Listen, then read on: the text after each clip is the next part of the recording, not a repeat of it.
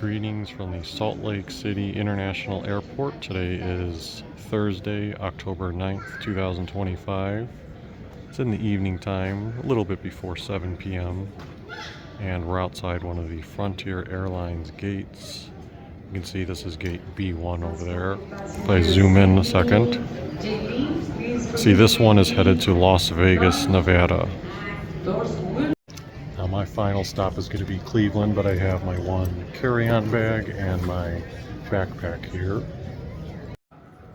But one of the interesting things that we're going to be looking at is the past, I feel like year or so, Frontier Airlines has kind of had an issue with their boarding groups. They've had groups 1, 2, and 3, and it used to be over a year ago that when they called boarding group 1, that was truly the first group. I mean, before boarding group 1, they would usually have some priority boarding, special wheelchair access, people with children, etc.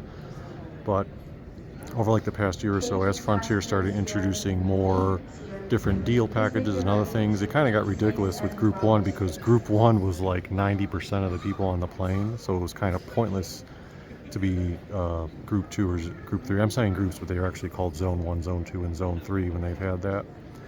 And so if it was zone 1, you would see zone 1 line all the way out here. And meanwhile, I had actually had zone 2 over the past year because I had silver elite status, and that was supposed to be a benefit of having silver status, was that, oh, you get automatic zone 2. So I was always stuck with that, and I'd be well, the status is kind of useless for the boarding thing now because I'm actually one of the last people boarding. I think over time Frontier started realizing that too many people were in zone 1, so now a few days ago or within the past week they changed things up and they're now going to groups, and I believe there's 7 groups total. So group 1, and we're going to put some of this information on the screen, group 1 has some of the true top tier groups, if you selected priority boarding and or board first and you paid for it. And the gold status, which I recently got upgraded to, is going to be zone 1, and then everyone else who has a normal carry-on bag but is not gold status, for example, will be in some of the other groups. So we're going to put that on the screen and you guys can take a look at it.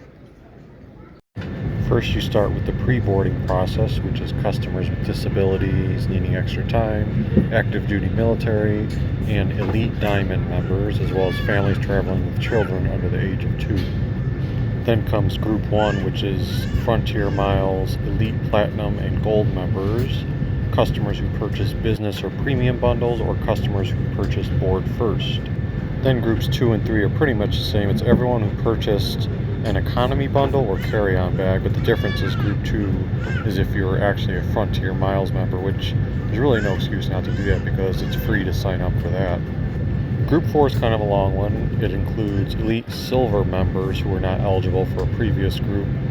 It includes Frontier World MasterCard members, customers who purchased priority boarding, and also customers seated in premium or exit rows who are not eligible for an earlier boarding group.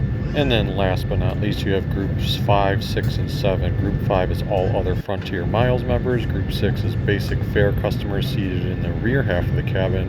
And then group 7 is basic fare customers in the front half of the cabin. Now, whether or not all airports follow these exact groupings, or if they mix and match them, or if they tweak them, remains to be seen. But for now, this is what the general guidelines should be for Frontier Airlines. And one of the changes too, these signs are used to say zone 1 and zone 2 and 3. Now it just says paid carry-on on the left and no carry-ons allowed on the right. So that's another change. And of course, the bag sizing. Personal items fit here and carry-on bags in there.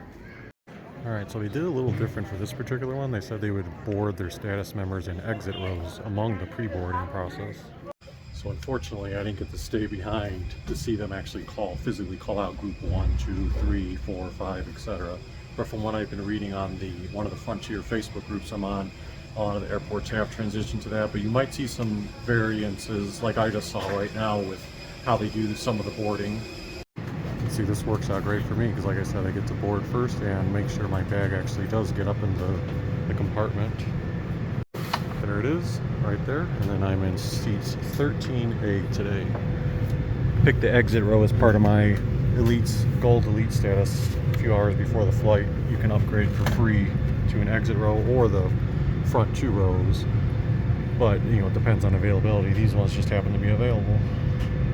And then my other bag I just stick in front of or underneath the seat in front of me, and that's going to be good to go for the flight. I didn't realize I would actually have a window seat.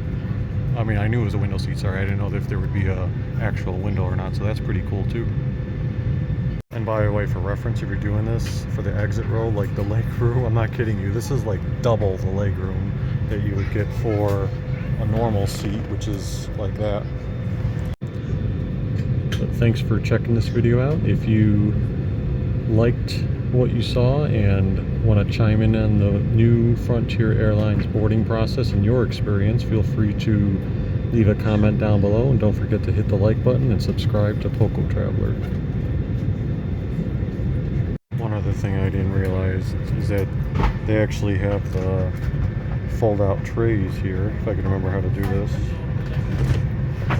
Good evening, everyone, and welcome aboard Frontier Airlines. So it gives you another perk of the exit row seats. Las Vegas. As you're making your way to your seat, we kindly ask that you step into your row and out.